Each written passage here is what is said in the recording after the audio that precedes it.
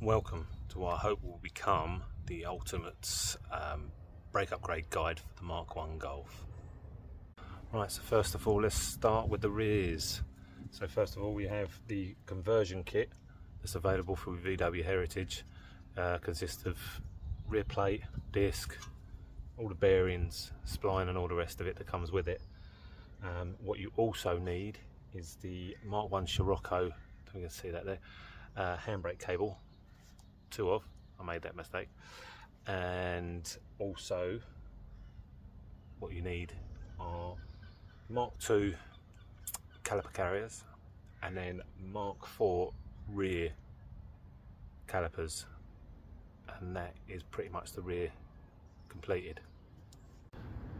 I was informed when I was doing this conversion that also the 6N2 Polo GTI rear brake setup fits on the Mk1.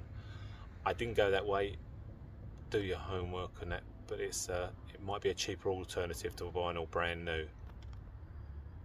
Okay, so now we are on the front brakes. Obviously you need the 280 disc and that for the caliper.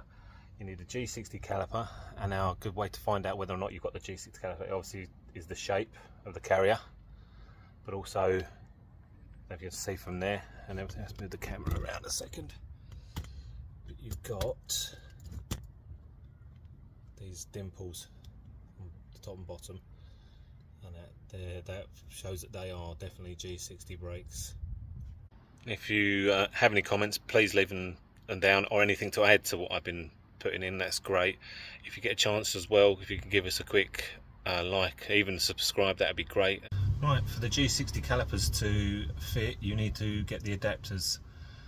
The cheaper option that I went for, these ones here, but you have to file down the hub bracket by a couple of mil, otherwise it hits off the disc. The more expensive adapters have a little recess which then sits on that, and then you don't have to file them down at all. Obviously it just depends on your budget and whatnot. So one other thing, the discs that I purchased were Corrado G60 4x100 discs. If you're going to upgrade the front and back, you need to upgrade the servo master cylinder with the 9-inch servo and upgrade the master cylinder.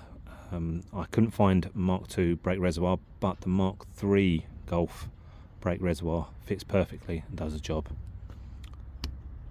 I have spoke to a few people online and they have upgraded just the front to the G60s and kept the drums at the rear.